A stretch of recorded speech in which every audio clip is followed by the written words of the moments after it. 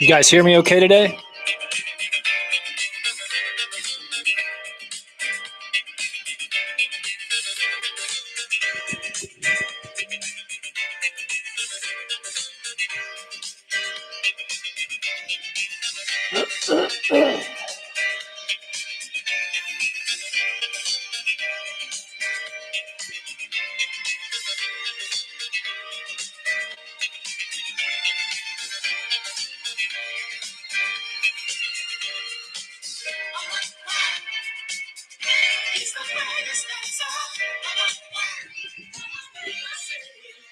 All right, let's wait for a few more people to show up here today. Hopefully you can hear me. Lots of news, a lot of good stuff going on. Just keep grinding out here. What's up, Ryan? Glad you're here live. Congratulations on that great meme you did. Ryan's like the meme god. You got to check him out. Ryan Draycott, the meme god. Awesome stuff. Awesome stuff. All right, let's see what we got. Man, just so much news, so many cool things going on. It's really exciting. Good morning to everybody here. What's up, James? Oliveira. Morning, bruv. Loud and clear. Good. Sorry about the technical issues we had. I kind of sorted it out with the team, sat down with the cats, said they got to step up the game. No more of this nonsense. Before we begin, let's handle some housekeeping. As you know, we're sponsored by BlockFi. If you're looking to earn more crypto, BlockFi is the place to do it. I'm currently earning 6% compound interest on Bitcoin. Someone asked me this morning, how much Bitcoin do I have in BlockFi? It's greater than 50% of all the Bitcoin I actually hold is in BlockFi. So I certainly trust them with over 50% of my total Bitcoin holdings. I left some spare money in there too, which is earning 8.6% APY. I think I have some ETH in there. It's earning 4 to 5% APY as well. There are no hidden fees or lockup periods, and you start accruing interest immediately. That was really important to me. If I'm putting cash into BlockFi, is there any lockup period? It's still liquid.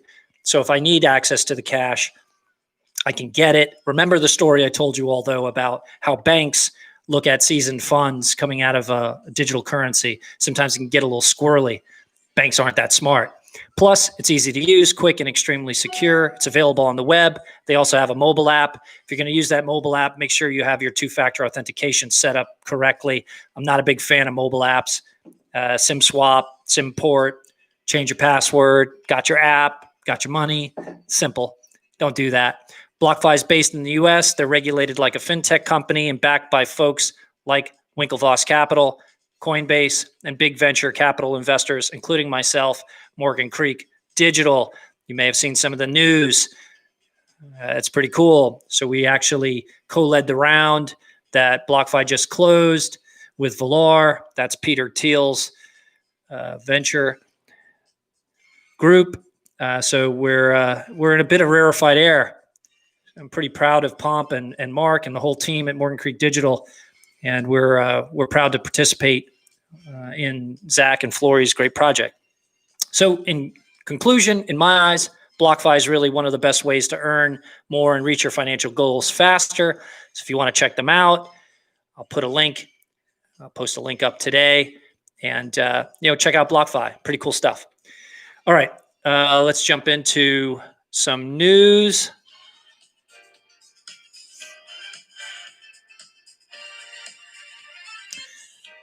I think I had Bitcoin first off the bat. I hadn't been watching it that closely, but let's go through some things that I follow. So ETH's at 411. It's like down a little bit. Kind of ran all the way up to 443. Pretty interesting stuff. Link is at 1656. So apparently there was like a big kind of pre-mine dump in Link that some people were following. Then we have Bitcoin at $11,818.11. So, I'm still standing by my call that we're at a new all-time high by the end of October, which is, I think, pretty bold. We're kind of running out of time on that new all-time high. October is right around the corner, right? But no, we'll get there. We'll get there. I wanted to spend some time talking a little bit about the specifics around BlockFi's round, which I think is important. So the funding round comes amid a tenfold revenue increase over the past year. All these questions around going into a centralized situation to earn interest on your Bitcoin, right? Not your keys, not your Bitcoin, all this stuff. Should I use Celsius or whatever the hell the name of the other companies are, DeFi, et cetera. Look, this is just more data points in your own, do your own research, but these are more data points in your own kind of conclusion on whether you feel comfortable using BlockFi or not. So here you go. BlockFi is excited to announce today that it's raised $50 million in a Series C funding led by Morgan Creek Digital. Other participating investors include Valar Ventures, the lead investor in BlockFi Series A and B, CMT Digital, Castle Island Ventures, Winklevoss Capital, SCB, 10X, Avon Ventures, Purple Arch Ventures, Kinetic Capital, Hashkey, and some NBA players. How about that? NBA player Matthew Dellavedova. Matthew Dellavedova. Boy, I messed that one up. And 2 prestigious university endowments. How about that? So very, very cool news. I think I was quoted, or here's a quote from Pomp. Let's read that. BlockFi's platform offers investors unparalleled capabilities in the digital asset ecosystem. We're excited to back this world-class team as they continue to add new products and expand into incremental areas that are disrupting traditional finance, said Anthony Pompliano. Let's see if there's any news on the credit card product. That's what I'm most interested in at the moment. They're doing all kinds of cool things, but I really do think that credit card product's going to be cool. As I understand it, they hired the lead who was working at American Express on their Black Card doing the Centurion product. They're over at BlockFi now. And I also think BlockFi hired a new CFO who has taking companies public in his background. So I think you'd be on a lookout for a potential SPAC or move into the public markets by BlockFi, which is really cool.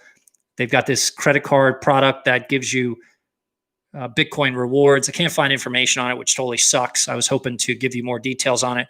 I'm going to ping Zach and Flory and try to get a sense of what the rewards they're contemplating are for the credit card product, which I think is really cool.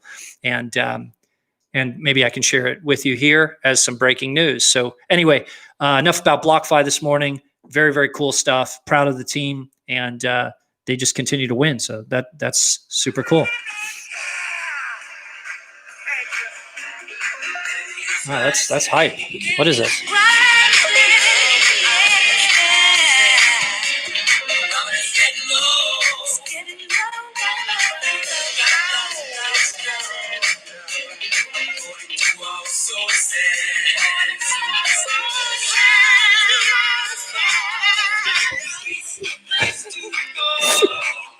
All right, let's see what we got. I don't even know what station I'm on, but this is it's hype. It's hype this morning. Scott Luke, he's just got Tesla. I don't know what's going on with Tesla. Anybody know? I have no idea. I hadn't looked. BlockFi News, Trevor Jones. What'd you guys think about that Trevor Jones interview? That guy is amazing. Really amazing. It's like you meet some people sometimes in life and you just want them to be successful or you want to participate in their success. That's how I felt about Trevor Jones. The dude was like super nervous about doing an interview with me, and I was just like, Trevor, this isn't like some type of like penetrating news station with a bunch of reporters. I literally have 3 cats that are running most of the technical stuff in the back. Eric Franchi, holy shit, congrats on the BlockFi Series C. Thank you. Eric Crindle, morning team, what's going on? Kip Downer, let's do this. Kip's doing big moves.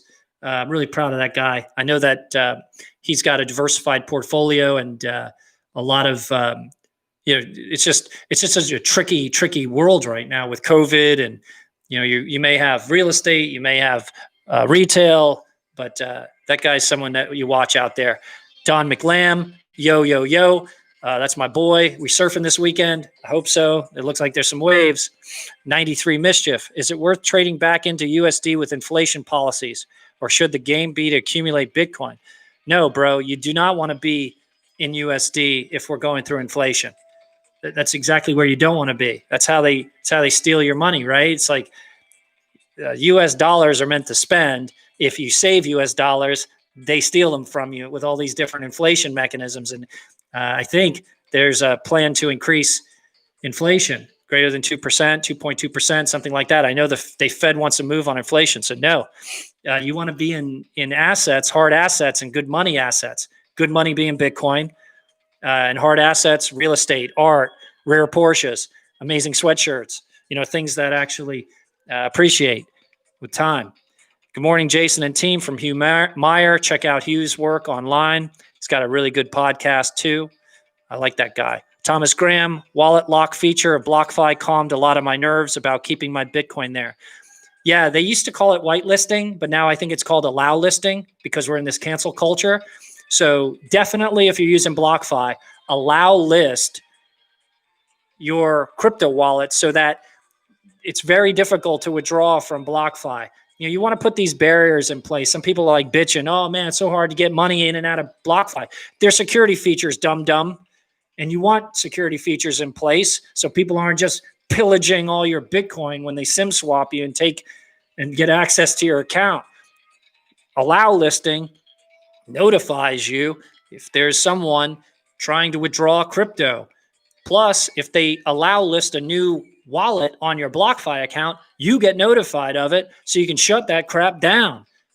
Believe me, you want multiple layers and time delays when it comes to Bitcoin. You want to hold Bitcoin. You don't want to buy hoodies with it. You don't want to buy baseball caps, even though I have the most amazing trucker hat on sale right now, limited time. You don't want to use Bitcoin, and people were trying to take a shot at me like, you don't even accept crypto for it. Yeah, that's right, because I'm not stupid, and I don't want people who follow me to be stupid. Don't buy anything with Bitcoin. How does that sound? Just hold it. Just hold it. Peter Chow, Trevor Jones interview was the flex emoji. Love it. Ron Nilsson, really enjoyed Trevor Jones. Yeah, Trevor Jones is amazing. We're actually going to make some announcements. And I think Trevor has a huge, he's going to do his expose on the Picasso Bull sometime in November, which would be really cool. I think it's going to be in Edinburgh or something. Sean G, thanks for the info, Jason. Keep it up. Everyone in this chat, go smash the like button. Totally agree. Please smash the like button. That's how more people get to see this. And that's how we keep this thing going. Funky Crypto Podcast. John Kim, what's up? You're making me wake up early. Yo, I love that guy. Congratulations on on Litecoin's success. And if you guys didn't know, Grayscale listed Litecoin in one of their trusts. So, big up to that project and all the people that support it. I think that's pretty cool. All right, let's get into U.S. weekly jobless benefit claims rise 1.1 million. So I'm not quite sure if this is better bad news or if this is actually good news. Let's try to figure this out for a second. New applications for unemployment benefits rose last week. That's not good, suggesting layoffs ticked up as the economy slowly recovers from the pandemic's effect. How could that be a sign of economic recovery if people are getting laid off? That doesn't make sense. Weekly initial claims for jobless benefits rose 135,000 to a seasonally adjusted 1.1 million in the week ending August 15th. The Labor Department said Thursday. The number of people collecting unemployment benefits through regular state programs, which cover most workers, decreased to about 14.8 million for the week ended August 8th. That's still a huge number, right?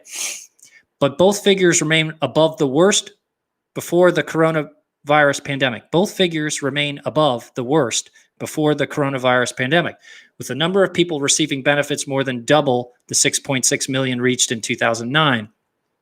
The level of claims in recent weeks remain exceptionally high, even as businesses are reopening, and are indicative of extremely weak labor market conditions. Rubila Faruqi, chief U.S. economist at High Frequency Economics, said ahead of Thursday's data release. Right. So, all right, I got it. So it looks like the economy is recovering. Stock market, stocks only go up. Money printer go burr. Unemployment claims are still bad, but They're a little up. So that means companies are trying to start back up. Some are failing. Some are retooling. It sounds like a tough job market still. Just be careful out there. And for any of you that are unemployed right now, I'm sorry. Get out there, keep hustling, try to get it done. All right, let's see what else we got here.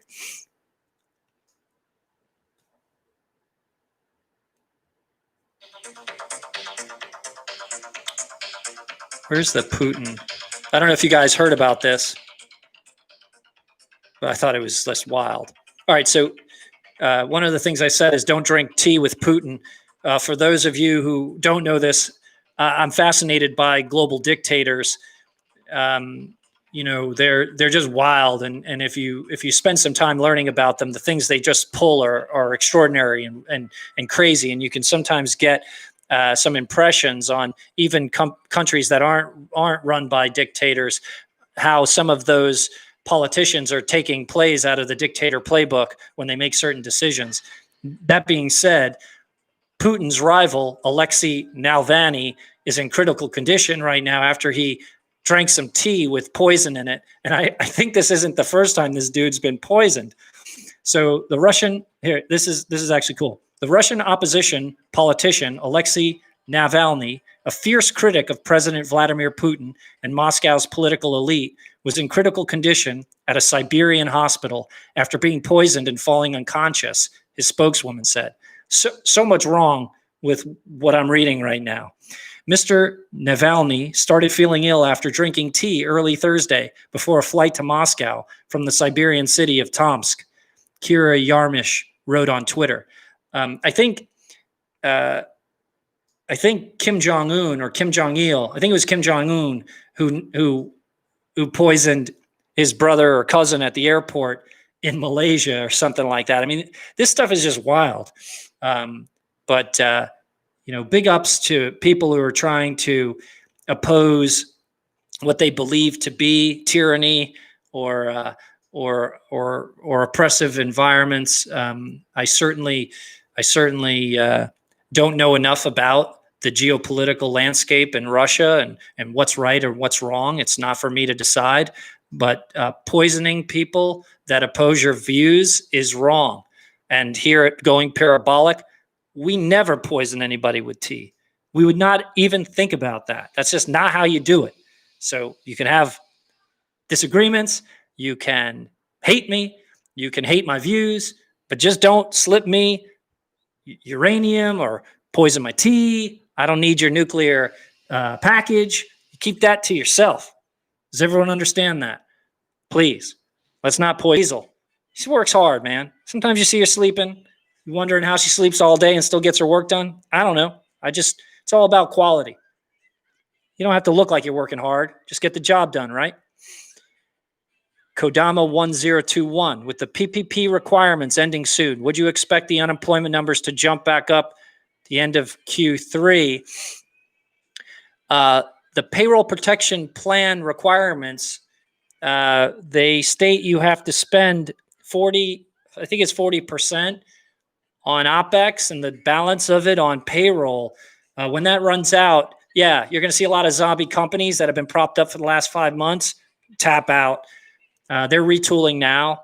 Unemployment will bounce again unless money printer goes burr, QE forever, and the government just keeps propping it up, which I expect them to do.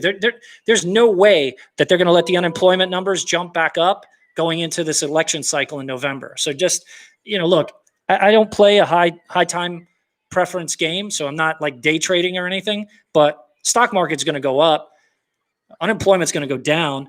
Money printing is going to go up. They're going to do everything they can to support the economy at this point, right? A Pittsburgh hodler, confirm or deny you're working a Bitcoin deal to get Leo Messi to Manchester. I think there was a statement recently. Messi's not going anywhere. None of the top guys are going anywhere. They got a new coach. I think it's more likely that we get Jadon Sancho, Jack Grealish, Van der Beek, maybe. Manchester United is atrocious in the transfer market.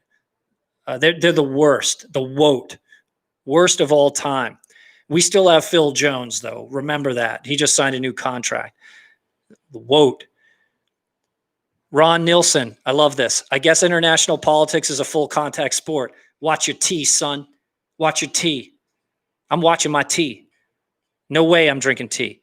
Funky Crypto Podcast. Dave went live today. Good. I'll have to check that out after my podcast or live stream today. Oh, Peter Chow. Yeah. DDTG is hilarious. If you guys get a chance to listen to him, I absolutely love Davey Day Trader. He's the greatest. He's the greatest. All right. Jones is a boss. You've lost it, son. You've lost it. All right. One of the articles I thought was really cool today, if you want to check out in the Wall Street Journal, it's under which section? I think it's just under what's news. It's does Robinhood's design, Robinhood is a trading platform, make it too easy to trade, which I think is an interesting question. Let's jump into this a little bit. So few brokerage apps have captured people's attention like Robinhood Markets Inc. The Silicon Valley company has turned the complex process of trading stocks into a simple, free swipe across a screen. When I first started trading stocks, I was like using an E-Trade account and they were charging me $40 a trade, like on the front and on the back. So you're paying $80 a trade. It was crazy, but that's what we did. You know, it's crazy to me that everything went to zero fees. You're going to see zero fee everything in the future. But some behavioral researchers contend that the simplicity is turning investing into a game and nudging inexperienced investors to take bigger risks. Look, the stock market is like gambling. So let's not play around. All these professional investors, they look to me just like people at a casino, in my opinion. Robinhood and other newer trading apps such as eToro. I'm an investor in eToro, just so I'm not getting caught shilling here. And Webull Financial inherit design elements from tech companies that influence user behavior to desired outcomes. I actually think that being able to trade alongside posted stats and the gamification of stock trading is super interesting to me. That's why I invested in eToro, to be able to watch someone else be successful, have some type of intuition or some type of algorithm that's working for them, and to be able to trade alongside of them at no cost is pretty darn cool. That's what I liked about token sets. For example, I was able to buy a Chainlink token set. It was the Chainlink Profit Taker or something like that, and just let one of these anons that I saw on Twitter, mess around with $100,000 of my money or $50,000 of my money and turn it into $100,000. And it was just, stats don't lie, right? He was up a ton and the project was moving. So why not give it a shot? Small amounts of money. I was willing to lose it all. It was just research, and I'm just sharing that with you. Let's see. Traditional brokerage apps are stodgy. Of course. Robinhood's blasts user screens with digital confetti and makes Netflix-style recommendations for stocks to buy.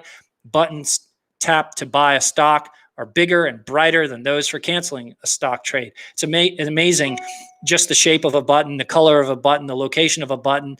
You can track through analytics, what type of user experience or functional kind of utilization is happening, and you just move it around and get more people to push it. It's crazy. It's Pavlovian, literally ringing bells and causing you to salivate.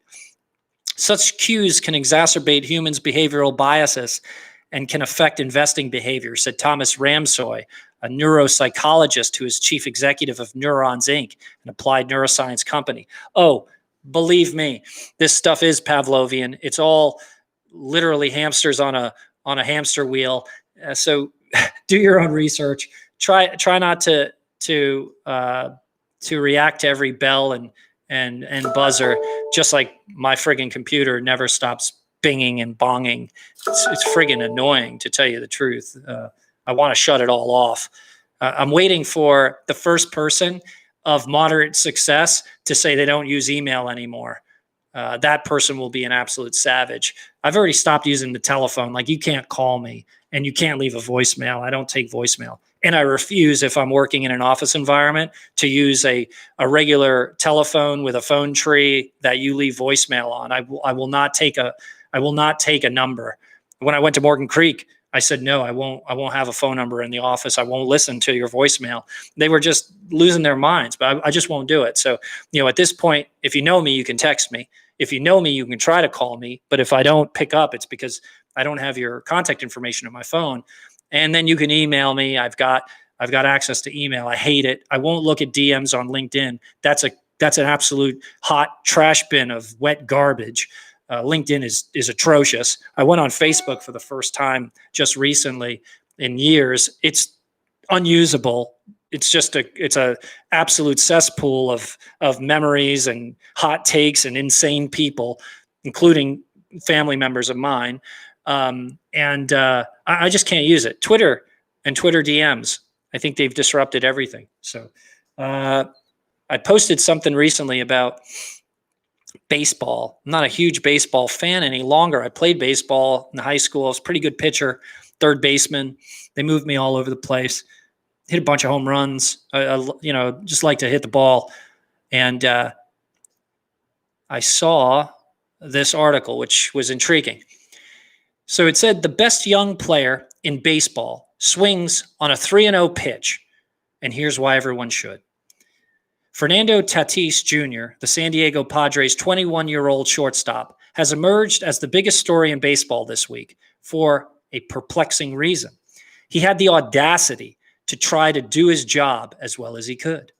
With his team up by 7 runs in the 8th inning Monday night, Tatis blasted a 3 balls, no strikes, meatball 407 feet into the sea of cardboard cutouts in the right center field seats for a grand slam. The hit set off a firestorm.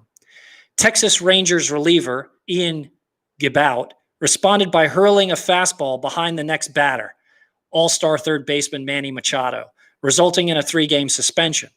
Rangers manager Chris Woodward admonished Tatis for swinging at a 3-0 pitch with such a big lead, saying, "I didn't like it, personally."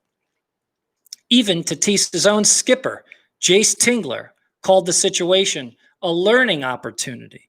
The episode launched the same fierce, albeit predictable debate about unwritten rules that arise every time somebody allegedly breaks one of them in this hidebound industry. But the frenzy surrounding whether Tatis violated some gentleman's code of sportsmanship misses the point. He inadvertently drew attention to a surprising victim of baseball's data revolution, the automatic take sign when the count is 3-0. I hate it. A strategy seen as a foregone conclusion for generations starting in Little League is dead. Think about this for a second. And people will pose ridiculous situations to me. And my conclusion is the same. This is the one. It's the 9th inning, bottom of the 9th. You have 2 outs, bases loaded, and you're sitting on 3-0. Right? Your coach is going to give you the take sign. And I think it's bottom, right? Bottom means it's the last. This is it. He's going to say, take the pitch. Bases loaded, 3-0, 2 outs, take the pitch. If you don't take the pitch, you're being selfish. If you don't take the pitch, you're not taking it for the team, right? Because if he throws a ball, they walk in the run. How many times in baseball, bases loaded, 3-0 count, do you have a high probability the guy's trying to throw a strike, and he's probably going to throw a fastball. He's going to throw something down the middle. I'm swinging every time. I'm swinging every time. Use it as an analogy for life. I am swinging. Jason Williams, he's swinging. I'd rather take my chances, and I'm going to put that ball in the ocean.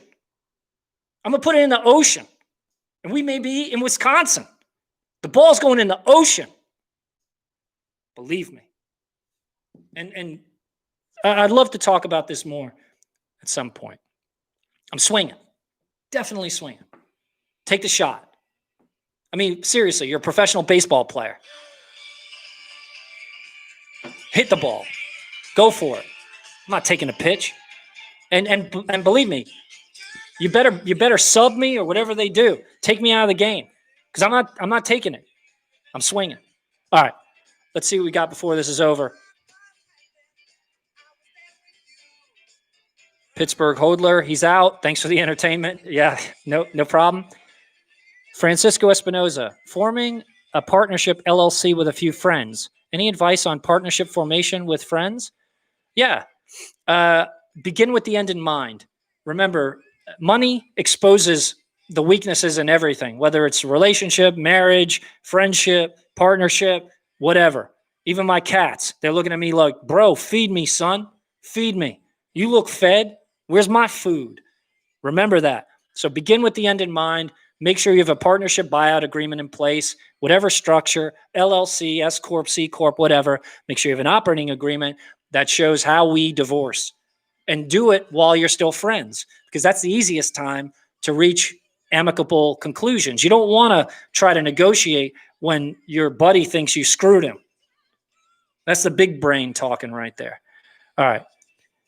You answer Twitter DMs. No, I get spammed crazy Twitter DMs that are like, yo, hi, yo. I try to read it and try to find serious stuff, but nah, I ain't doing that.